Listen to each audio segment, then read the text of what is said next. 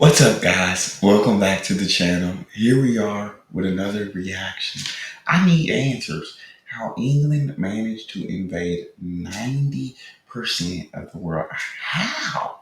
How do they 90% of the world? I know the British Empire is the largest empire in the history of the world, right? Empire so big the sun never set on it because it was that vast. How? I need to know how. So we're gonna jump into this. Before we do, if you guys enjoy, don't forget to subscribe, give the video a thumbs up, check out the next, and let's see who we The got. sun never sets on the British Empire. During Britain's heyday, this was absolutely true. They controlled territory in practically every corner of the planet, and throughout its history, Britain was able to invade 90% of the countries around the world. The craziest part is how they did it. No other country in history, or in the present day for that matter, has managed to exert its influence like the British did. From pursuing lucrative business opportunities to doing unspeakable things to people of other countries, Britain was able to exert its will far and wide. To be clear, England does not currently have troops in 90% of the world, and it never did at any one specific point in time. We're talking about the time period between the 16th and early 20th centuries when the British Empire was forming. Britain invaded, plundered, and profited from all but 22 countries throughout this part of history. Think about how crazy that is. But how did they do it? How could one tiny island off the coast of Europe become so powerful? You probably learned about some of the— That's what I'm saying, bro. There were only 22 countries that did not get invaded and plundered by the British. That's just mind blowing. reasons in history class, but others will shock you. There are a lot of ups and downs for the British Empire, but by 1913, Britain controlled or exerted some type of power on over 23% of the entire world's population. This means that almost 1 out of every 4 people on the entire planet were affected by Britain in some way during this time. However, this is nothing compared to the amount of land and people that were invaded by the British throughout the country's history. So, how did we get here? How did the British become so powerful? Surprisingly, the country got off to a slow start. At the beginning of European colonialism, Britain actually started much further behind than many other countries. Portugal, Spain, Holland, and France all had an early advantage in exploration. Oh, wow. But that all changed due to a little luck and a series of well-planned decisions for Britain. Most of the changes that allowed Britain to thrive had to do with economic policies and the amount of money they put into their navy and their trade ship fleet. An invasion does not necessarily have to be ordered by the British Crown. In fact, many of the countries that came into contact with the British did not face British soldiers sent by the Crown, but private armies and mercenaries hired by businessmen. The British government was responsible for some of the invasion forces, but it was business and enterprise that really led the charge for British dominance across the world. Dang, so it wasn't even the British Army for real. It was private armies that these businessmen were sending all over the world that was like, go get this land. We want to build there. We want to profit. Go plunder. We want to. Oh, see, I didn't know Once a that. British company set up a venture abroad, the Crown would offer some protection and oversight if needed, but most of the time the businesses were allowed to do as they pleased with the lands they conquered. Sometimes private companies would even take land that Britain had no interest in, which would end up growing the empire even further. This would still count as Britain invading that country. Just because the government was not the one doing the invading didn't mean a place and its people wouldn't eventually be under British control in some form. This brings us to one of the main ways that Britain was able to spread its influence around the planet. For many years, they had the largest and most powerful navy in the world. The British put a ton of resources and manpower into building up their navy and creating the most state-of-the-art ships of the time. However, their success on the seas was not just due to their feats of engineering, but to some luck as well. The country's location allows it to enjoy the prevailing westerly winds, which means their ships sit upwind of the rest of Europe. This was a huge advantage when ships had sails and required wind power to move. England also had natural and man-made ports that— So y'all was put in a good spot. You feel me? Okay. Well, that wind really helped out. Yeah, so that's why I said it took a little bit of luck. Took some things that aren't necessarily in your control, but still. rivaled anything of the rest of Europe and allowed it for easy access to offload goods into the country and launch ships quickly and efficiently into the Atlantic. Another advantage was that England had large quantities of coal, iron, and most importantly for their navy, oak for building sturdy ships. What's important to keep in mind about these resources is that since they were finite, the need to conquer more land and gather more resources to fuel the British Empire was a necessity. Later, we'll examine how the limited resources did not hinder Britain but made it stronger as they set off to invade the world. At certain points in history, people believe that the success of the British Navy and the empire itself was ingrained in the genes of the British people. However, this was not the case. The British government wanted to expand its sphere of influence badly, and as an island nation, they knew they needed The success, so they thought that like by DNA, like they was just it was in their DNA. The reason for the success, it was in their DNA. Maybe in your mindset. Maybe in your mindset. But DNA is crazy. to control the oceans to do this, so the British government did what they thought was best to gain superiority. They spent a lot of money to ensure they had the best fleet of ships in the world. There was nothing special about the British shipbuilders or the workers compared to other parts of the world. It was actually their willingness to spend massive quantities of money on their navy and other ships that allowed them to eventually surpass other European countries as the dominant presence in the ocean. A strong navy would Like that must, I guess, America took the page out of Britain's book when it comes to dumping money into the Navy, Army, into the military branch.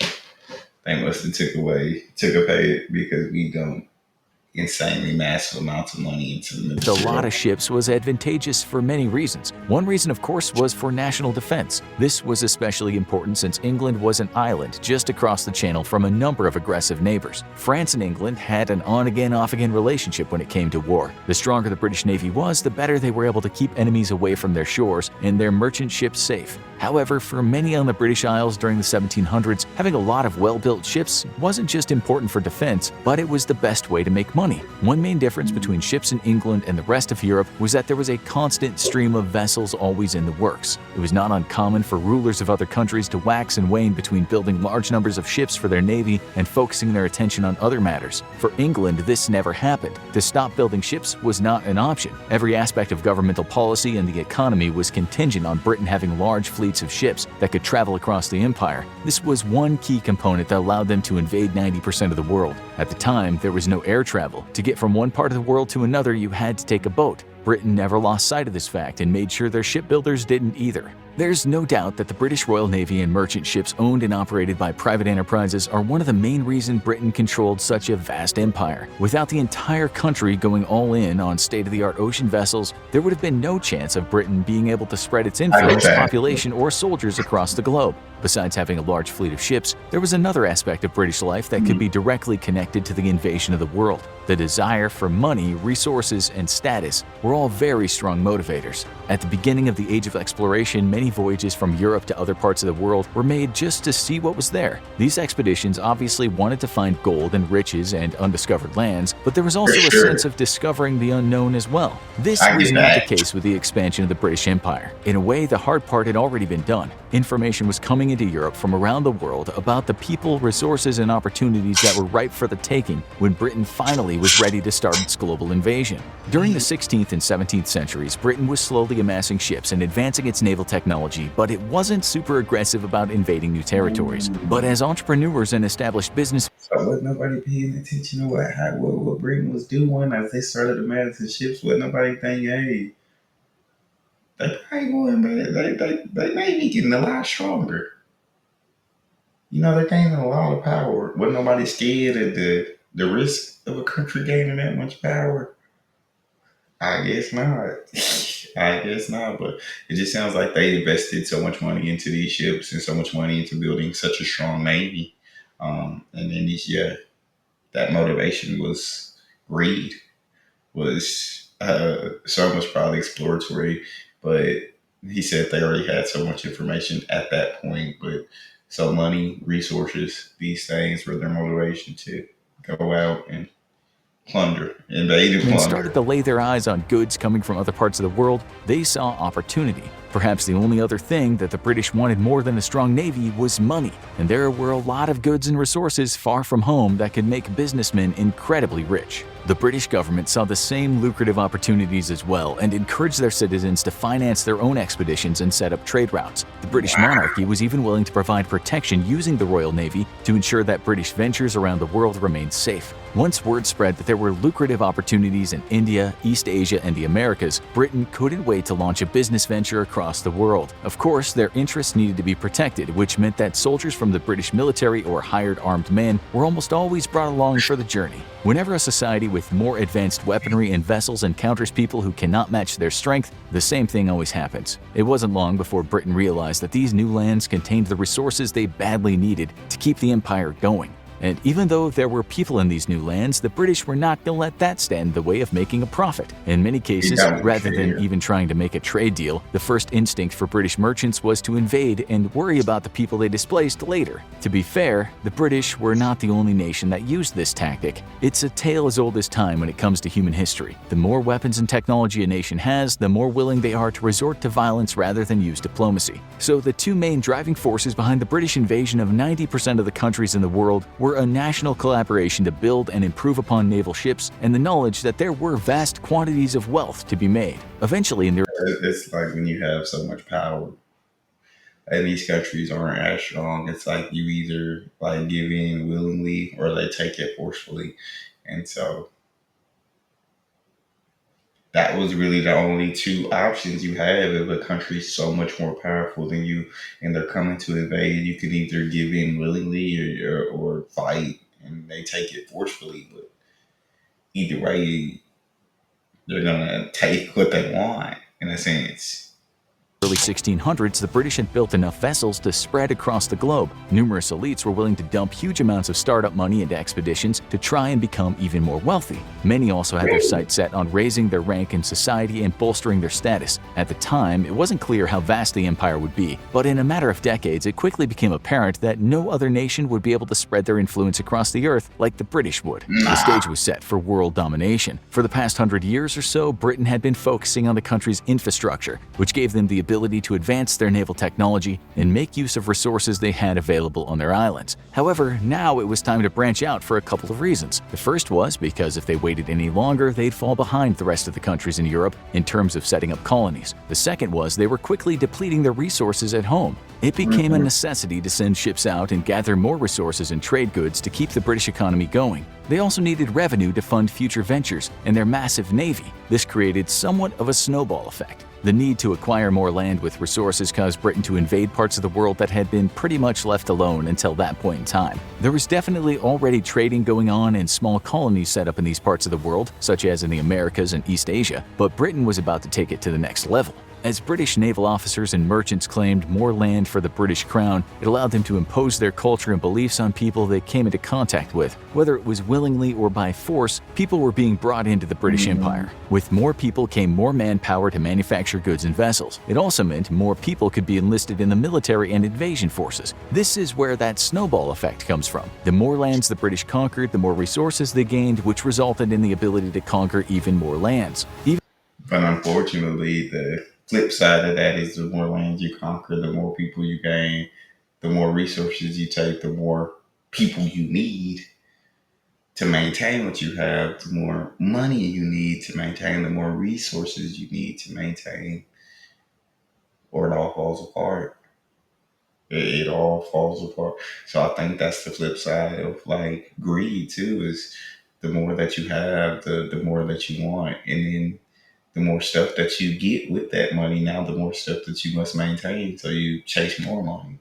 And it just becomes a cycle. And at some point, as you saw in the British Empire, that cycle collapsed, right? You couldn't maintain all these countries anymore. You couldn't maintain all these people anymore.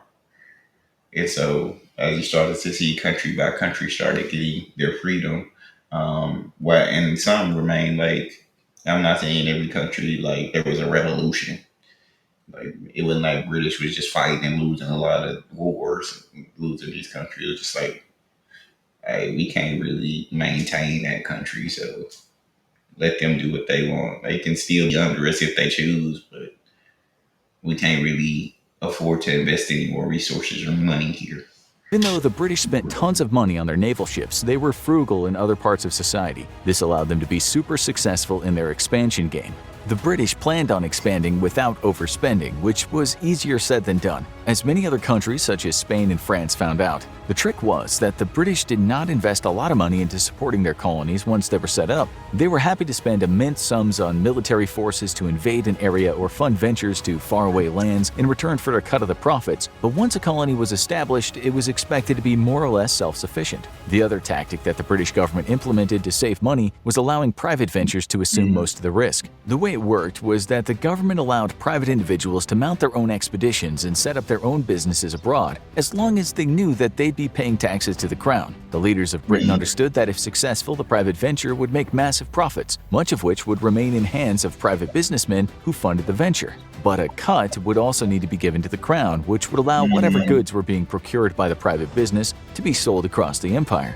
Basically, the private ventures were more than welcome to make a profit however they saw fit. But if they expected to sell their goods within Britain or any of their colonies, they'd be paying taxes to the crown. And with more money flowing into both private business and the British government, more expansion was possible. For the government, this setup was low risk, high reward. For private businessmen, it was high risk, high reward. If all went according to plan, both sides would win. The British government also wasn't naive about what products were being sold and how much wealth was being accumulated for many of its citizens. In fact, one of the reasons the British were able to spread throughout the world was because they actually exploited their own people. Profits were not just coming from creating colonies and then taxing the people who lived in them, they were also coming from citizens on the British Isles. Once the empire expanded and plantations and factories were set up abroad to acquire or manufacture exotic goods, the British people could not get enough of them. Plantations producing sugar and tobacco would not only make a profit in the colonies that they were located in, but back home as well. People in Britain paid top dollar for goods from the colonies, and since many of the businessmen who became rich off invading other people's lands and exploiting their resources still lived in Britain, there was plenty of money to purchase goods being brought in from abroad. The British government Yeah, of course. I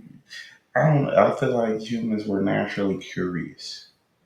Like we want to try so many new things. So as you see all these things coming in, and people want to try it, and then word of mouth spreads, and it's like, oh my god, this is amazing! Like I got to tell everybody about this, and you start telling people, yeah, now everybody want that coming, all the resources and things coming from these other countries.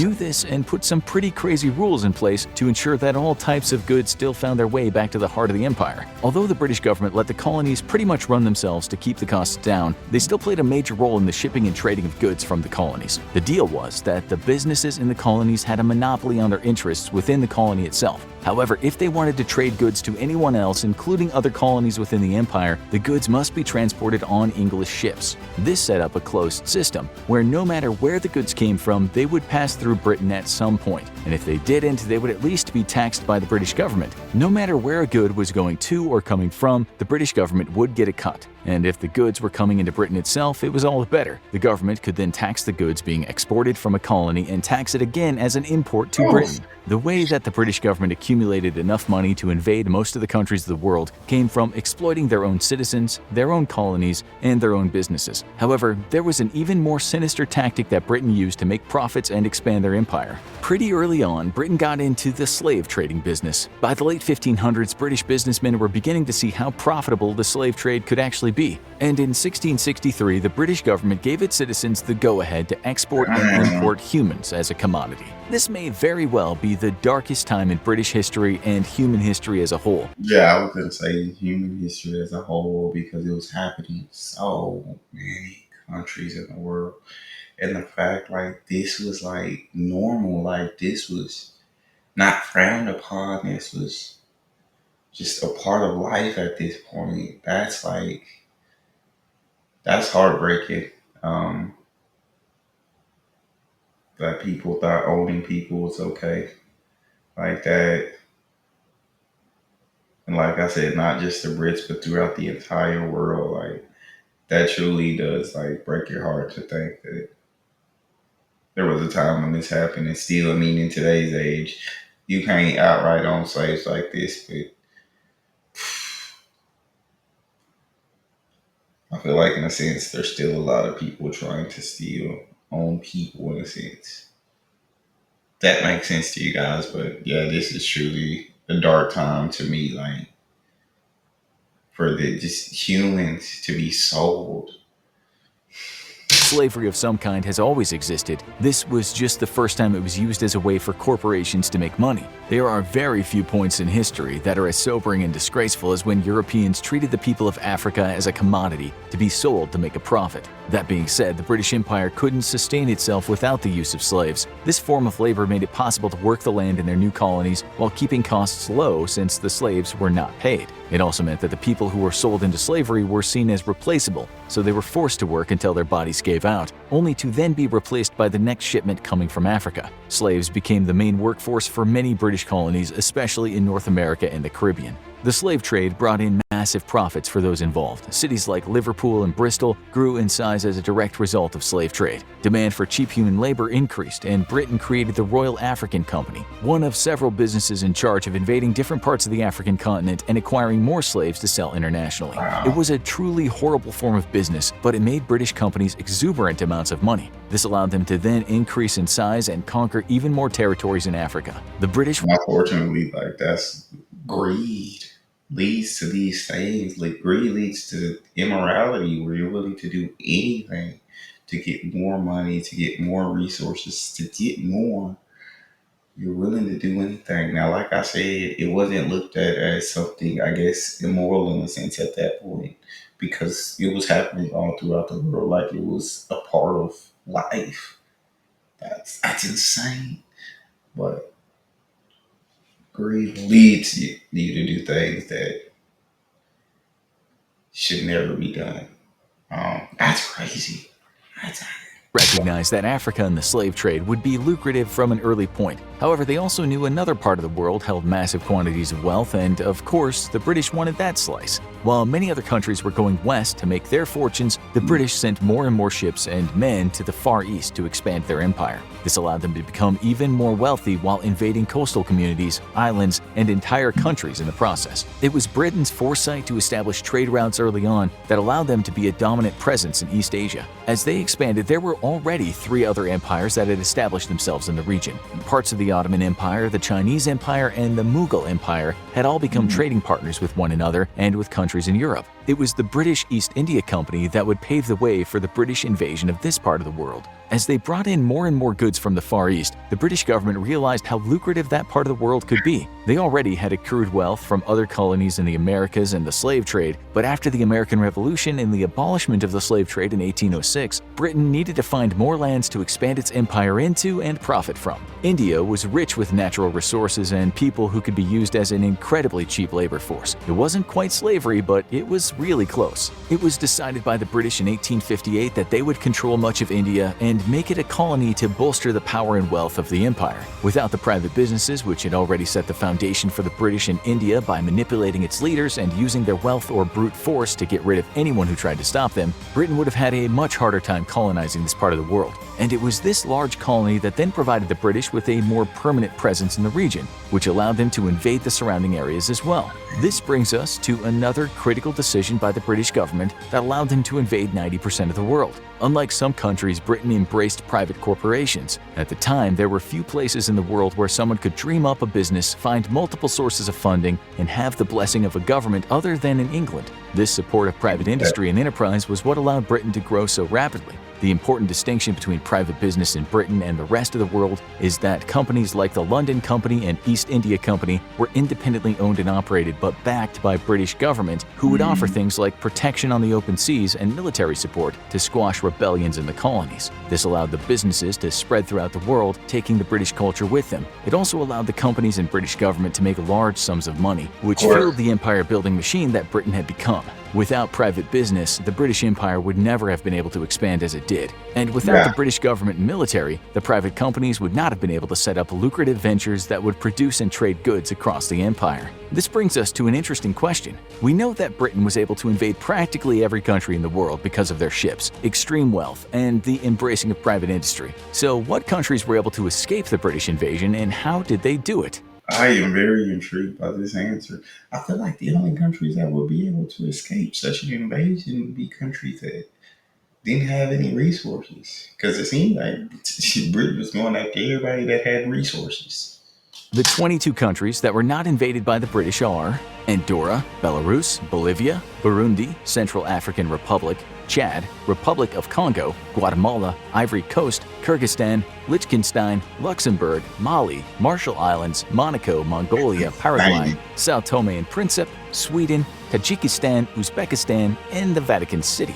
You'll notice that not all but many of these nations are landlocked and do not have an oceanic coastline. This should come as no surprise, as the British Navy was one of the reasons the country became so powerful. Launching an invasion across multiple countries to reach one that's inland would be time-consuming and would cost a lot of money and resources. These are all things the British tried to avoid. Therefore, one of the reasons why many of these countries escaped being invaded was because of their location. You might also notice that several of the countries are in Europe. Although this is much closer to home than, say, the Marshall Islands, it didn't make much sense for the British to try and invade deep into the heart of Europe. This would have caused multiple countries to declare war on Britain simultaneously, leading to a loss of men and resources. So, for the British, leaving certain countries untouched was an intentional decision. It's also important to note that the research done by author Stuart Laycock to show that Britain invaded 90% of the world's countries has a few caveats. For one, the term invasion is used pretty loosely, and that the British did not need to invade an entire country or even hold it for an extended period of time. An invasion in this context just means the British forces or businesses made contact with the people of a region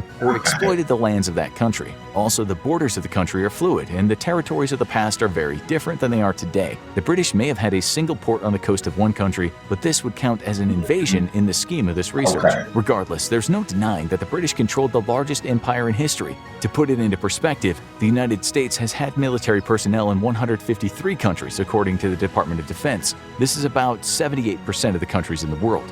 And this was long before aircraft or high-speed vessels of any kind. It would seem that a strong navy and the desire to make lots of money are two necessities for any nation that wants to invade 90% of the countries in the world. Now watch the one reason the British Royal Navy ships were invincible in World War II. Dang, we might have to check that out, but that's just so wild to freaking think about. But yeah, that absolutely makes sense on why they were able to invade 90% of the countries, and why some of the countries that they couldn't invade was landlocked. They had to invade too many countries just to get to you. Not worth the time, or not worth the effort, and not worth the money. But yeah, as you saw this, obviously to invade that many countries, to have control over as many countries as they did, dark things. You're gonna have dark things that you've done, as most countries have dark things about their past. But tell me what y'all think about this. It's insane to think that that was ever possible in human history. But let me know y'all's thoughts. I hope y'all enjoyed. Don't forget to subscribe, and I'll see y'all on the next one.